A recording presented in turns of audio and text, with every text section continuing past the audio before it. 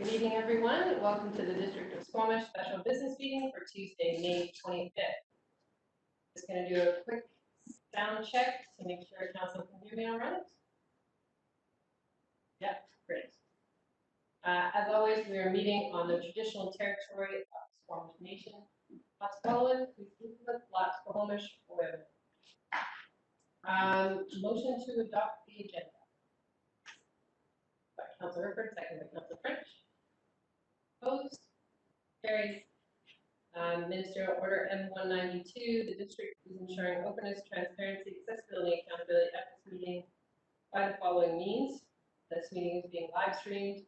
A video of this meeting will be made available on the district website for viewing on an on-demand basis. The meeting is open for the public. At that, moved by Councilor French. Councilor opposed? Carries. We are meeting electronically, council, so just a reminder that if you disconnect or reconnect to the meeting, just to let me know so this can be recorded in the minutes. If you wish to speak, simply raise your hand, or if you're by audio only, just say chair. With respect to a vote, council members are only required to state a nay vote while meeting electronically. Council members and staff should keep their phone or computer on mute unless it's their turn to speak. And if you're having technical difficulties, please text the corporate officer this evening. And if we have technical difficulties, we'll assess for. So with that, we'll move on to item 4, adoption. There is no staff presentation for any of these, although staff is present, until we get to number 5. So first up, District of Squamish Camping Bylaw, number 2829/2021. The recommendation is that it be adopted. Councilor Stoner, you have a question? Yeah, thank you. Through the chair, I was just curious if staff could speak to why this was coming to us in a special meeting on an off week as opposed to next week's June 1st meeting.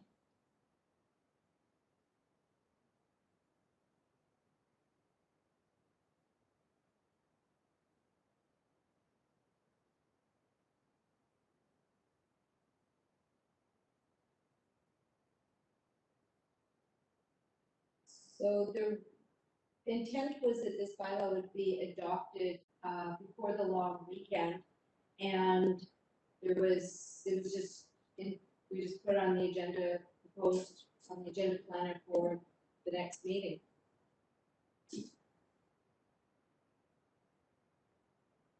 Certainly, I can add some more clarity. So I think staff are all looking at who should respond.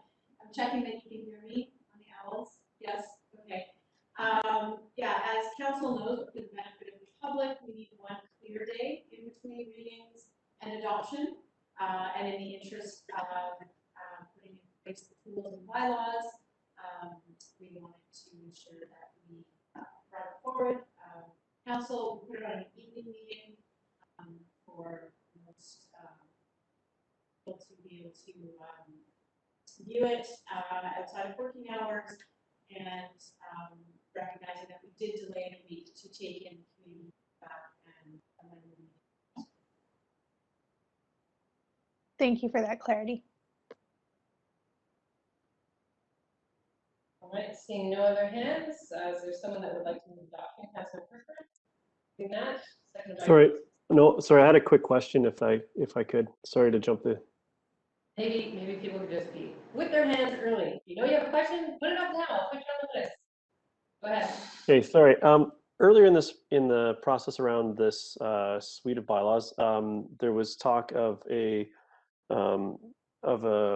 sort of a debrief or review of the of how the season went, and I was wondering if we could what that would look like from staff, or if staff can confirm when that would be and what that would look like. Through the chair to Councilor Herford, good evening. Currently, we have a roundtable group that's made up of. Can everybody hear me? Excuse me. Yes, we can. Sorry. Okay. Currently, we have a roundtable group that's made up of many stakeholders within the community and surrounding district, and we meet on a bi-weekly basis. And the objective of that group is to make sure that we're bringing together the learnings from each of the weeks or the issues that we've been dealing with. We have the coordinator now who is compiling basically a format that we're going to start to monitor issues and look at some of the strategies we've used to mitigate some of the issues and look at some of the issues that weren't as successful. So the idea is hopefully midsummer we'll bring council sort of an early report just to give you an idea how things are going. But the idea is after the season, we'll have a much more comprehensive report with hopefully metrics around visitors and activities and so forth. Thank you. Any other questions? Councilor Payne. Yeah, I wasn't going to, but end of the season, I guess sort of what's in the back of my mind is wanting to make sure that we have an opportunity in budget to possibly direct some work depending on the outcome of that. So can we expect the sort of end of season report to be to us soon enough that we could sort of build any outcomes into the budget?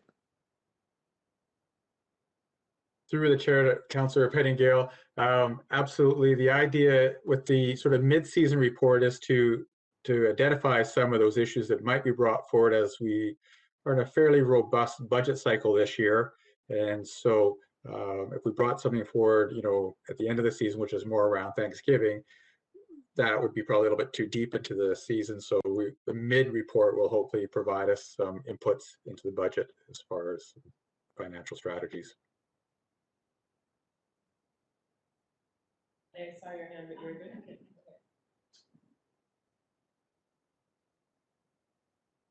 Pausing. All right, is there anyone, no other questions? Council, is there anyone that wants to move about? Councilor French, you're moving that, second by Councilor Stoner. Any discussion? Councilor Pettingale, oh, sorry, Councilor French, you speak to the motion first, then Councilor Stoner, then Councilor Pettingale. Thanks, Chair. So this plan has been in development for many months, well more than a year, in consultation with many experts. And the feedback that I've seen from passionate residents and visitors has been helpful. Some of the people communicated with me offered constructive opinions and ideas. And I'm feeling like if we don't move forward with this bylaw now, we'll have more of what we've had in previous years, more human waste in the Squamish River and more garbage on the dike in the estuary. We'll have a bylaw team that will once again struggle without success to make a difference because they don't have adequate tools. Or we can press ahead and give our bylaw enforcement folks the tools they need to educate our visitors and hold accountable those who cause environmental damage and those who cause disturbances in our neighborhoods. I support our bylaw team, I support the resolution, and I support adoption of this bylaw plus the related bylaws. Thank you, Councilor Stoner, and Pettingale. Thank you. Through the chair, I will speak to the suite of bylaws just once. I will be supporting adoption this evening. As mentioned last week, I think that there was much needed clarity that came forward in terms of the amendments of the schedules and providing this past week just time to absorb what those differences were based off of when we saw this for 3 readings. I think that this gives us the tools that we need for the season that is now upon us. This past weekend was just the start of the examples of how much visitor and camping influx we expect to see. And I think with today's announcements in terms of loosening restrictions for travel, that's only going to increase. And so as noted in the past, this doesn't actually change a huge amount between what was allowed previously and what is allowed now. It helps to clarify what the enforcement capability is for our staff, which is very important. And I think it comes hand in hand with the bylaw enforcement complaint policy amendment following this, which I'm happy to see, which I think really helps provide some clarity in terms of direction for policy or for bylaw enforcement. and it helps bring our parks use bylaw up to standard with the established Supreme Court decision. So happy to support the direction for both of those things. And we'll be looking forward to the mid-season update from staff in terms of how the new tools are working and how we can evolve our process and procedures going forward. Thank you. Thank you, Councilor Pettingill. Yes, thanks. I'll also be speaking to the suite of bylaws at this point. And I do want to acknowledge, especially coming out of this past weekend, that we are facing quite a challenge, especially with COVID.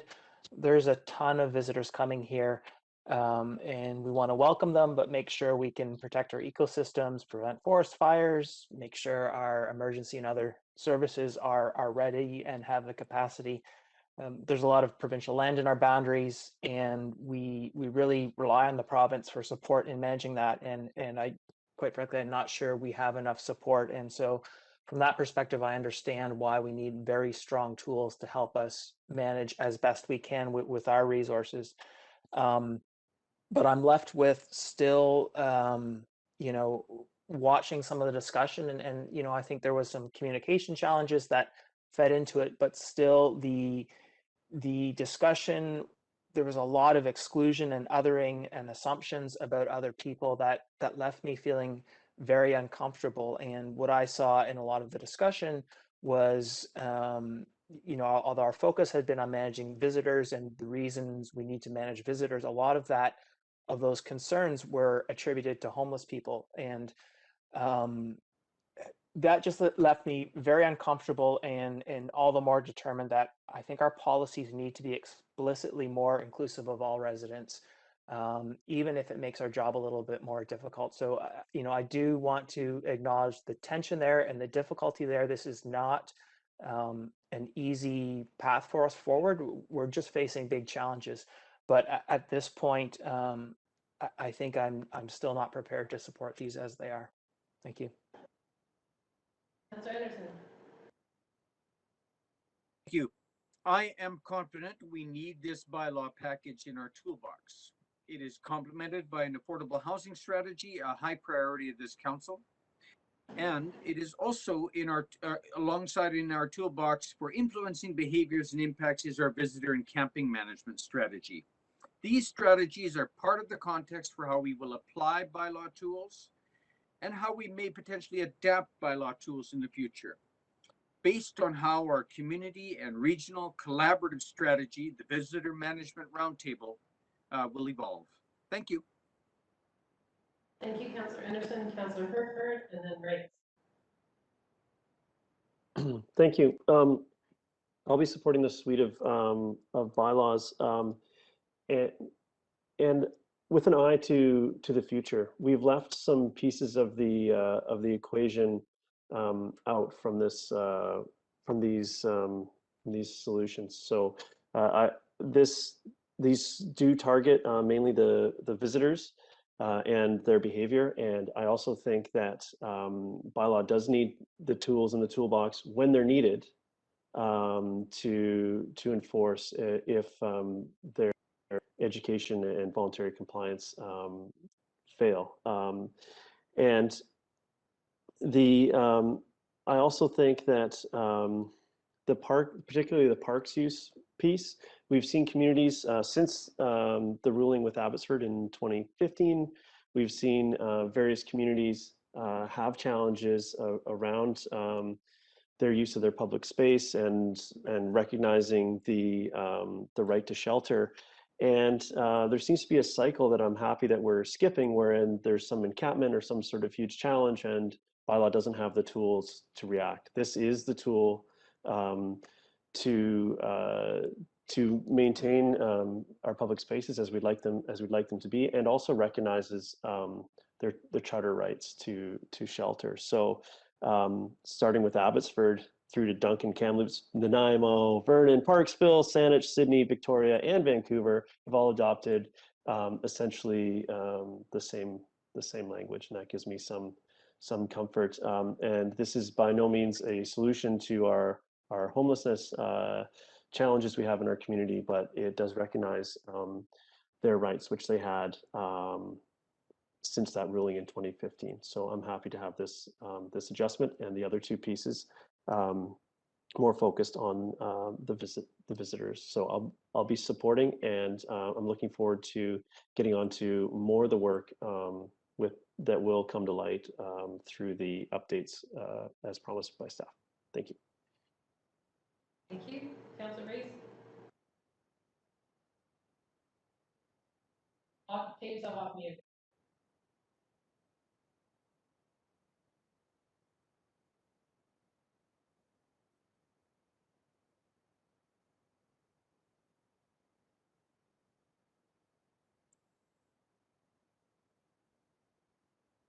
If you wanna, you wanna speak to it, we can get you to log back in.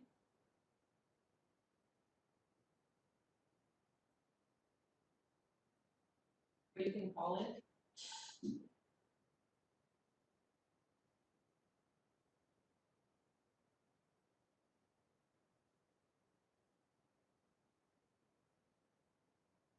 Okay, so I'll speak to this briefly, and we'll give Councilor Race the opportunity to log back in. He had this problem last time, and it fixed it when he logged back in, so hopefully that will work this time. I will be supporting this bylaw as well as the suite of bylaws before us tonight. I think I said most of what I wanted to say at amended third reading. I agree with my colleague, Councilor Anderson, that these bylaws are tools that we certainly need in our toolkit to manage visitors to our community. And that's where the majority of our complaints have happened over the years, and I think this strengthens our position. I know there's been some confusion that was created by these bylaws. Certainly, social media helped to spread misinformation, and that's very difficult for us to get in front of. That being said, certainly want to apologize to the community for not having communicated more clearly about the intent of these bylaws and what they would do to support keeping our parks as parks and helping us to better manage the visitors to our community that come in the thousands in the summer. So yes, we could have done better on that. But I think in the end, and I spent most of the time communicating with people to try and clarify the misperceptions about this bylaw. I think this is an important step forward in recognizing that there are some sensitive areas where we just don't want anyone to be. That we should enable the homeless with the ability to shelter if need be. But saying to our community always that we are a housing first community, so it is our intent to build housing and supportive housing for homeless folks, not only just people. And so that will continue to be very focused. So I'm glad that we're collaborating with a broader group of stakeholders this summer so that we can monitor the impacts of bylaws and bring it back for discussion both in summer and in fall. So everything to change.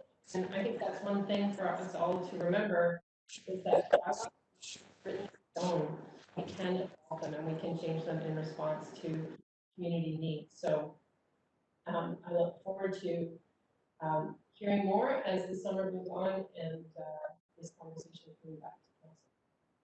That's great. Go ahead, Councilor. Can you hear me this time? We can.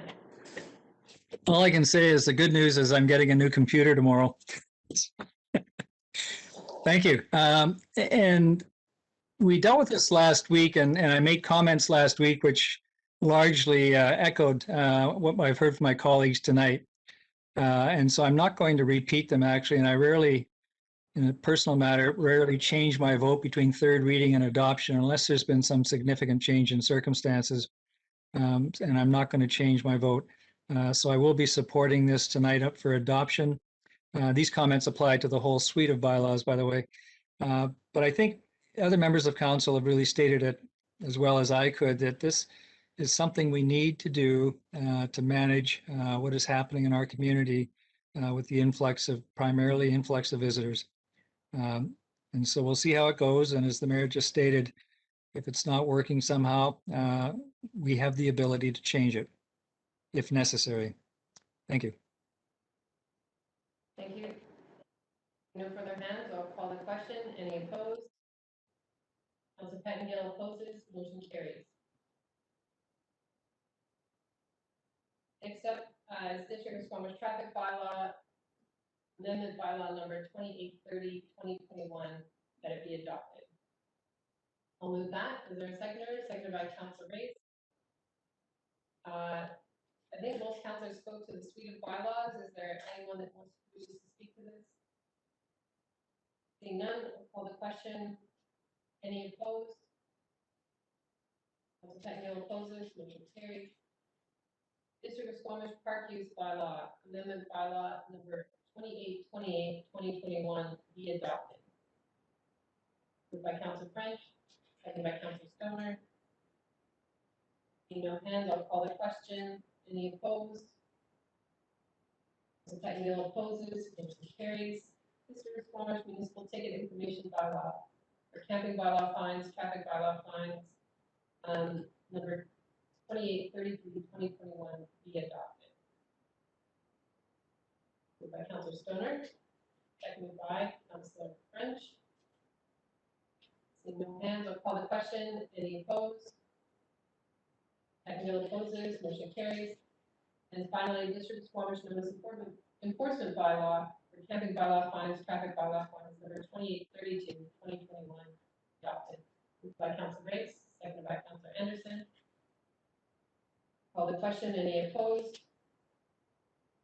Pettengill opposes, motion carries. We are on to item 5, staff reports, the bylaw enforcement complaint policy amendment for visitor management. I'm turning this over to you, Ms. Arthur, or Mr. Page? I can speak to it. Okay. So last week with the amended third reading, it required an update for the language that was proposed in the enforcement policy, because it did include reference to red area and blue area. That has now been removed. And so what it says now is seasonal enforcement will primarily focus on areas of historic or current complaints and will use the criteria that was previously outlined. Ms. Arthur, any questions from council?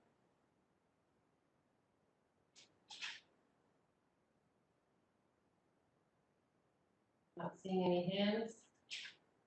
Oh, no, there's one. Councilor Stoner? How to frame it? So I guess my question would be, previously we also highlighted the red area as it being a high priority area for enforcement. Why did we remove that from the new draft language? Just to sort of make it so that it wasn't confusing, that it was only to be enforced in the red area, that it's on the historical and complaint, current complaint areas. So that could be in addition to the red areas, downtown, primarily. But my understanding of identifying the red areas is that we know that they're highly ecologically sensitive and they're areas where we don't want any camping. So would we not prioritize that as an enforcement area? Absolutely. We could, if council so wishes, we could say seasonal enforcement will primarily focus on, see, this doesn't focus, well, no, that's not correct. Seasonal enforcement will primarily focus on areas of historic or current complaints in addition to the red area identified in the camping bylaw. We could say that. I just thought last week that it was council's intent to take that out. That's what I understood last week. Just for clarity, the distinction being the red area applies year round. That's all the time. That what, sorry? red zone applies year round. Right. And this is seasonal enforcement guidelines. I guess it goes back to the question of, and I think that this is just a general philosophy that our bylaw enforcement is complaints-based rather than necessarily self-directed enforcement of like the high priority areas. Is that correct? Through the chair, to answer that question, to Councillor Stoner, certainly complaint-based, but the patrol staff have regular routes that they do look at a proactive way. So, you know, where those 2 areas that are in the red, those are 12 months of the year that they're always looking for folks not to be in those environmentally sensitive areas. And some of the known high traffic areas, such as Perth or government, we don't wait for a complaint. We are up there proactively, and that's just part of our philosophy once we know where there's some historical patterns or issues that we need to deal with. Hopefully that answers. Thank you. Any other questions? Seeing none, the staff recommendation is that the District of Squamish approve the amendment to the bylaw enforcement complaint policy which guides seasonal visitor management. Moved by Councillor Race. Seconded by Councillor Stoner. Any comments on this? Councillor Pattengill? Thanks. I did want to speak to this briefly because I'm going to be voting in favor of this one, whereas I voted against everything else. Last when we discussed this, I was hoping to see much stronger language in here to offset some of the tools we were providing in the bylaw, and wasn't successful in achieving that.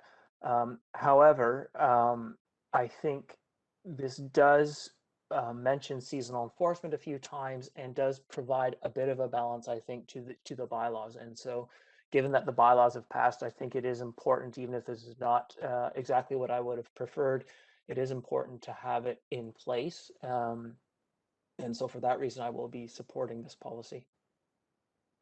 Thank you. Councillor Stoner? Yeah, I too will be supporting this motion. I think that this is a necessary piece of policy to go hand in hand with the bylaws that we just passed. It provides clarity for council, for staff, and for our community about where we will focus our enforcement efforts. And we do have increased enforcement capacity this year to really focus in on those areas where we know there are high areas of complaints and behavior issues, which the policy outlines as one of the key areas for prioritization of enforcement around behavior, in particular in congregation. So I'm happy to see that language in there and willing to support this motion. Thanks to staff for bringing it forward. Seeing no further comments, call the question. Any opposed? Motion carries. Council, item 6 is termination. Moved by Councillor Stoner, seconded by Councillor Woodford. Any opposed? Carries. Thanks, everyone. Thanks to staff for supporting these. Thanks, everybody.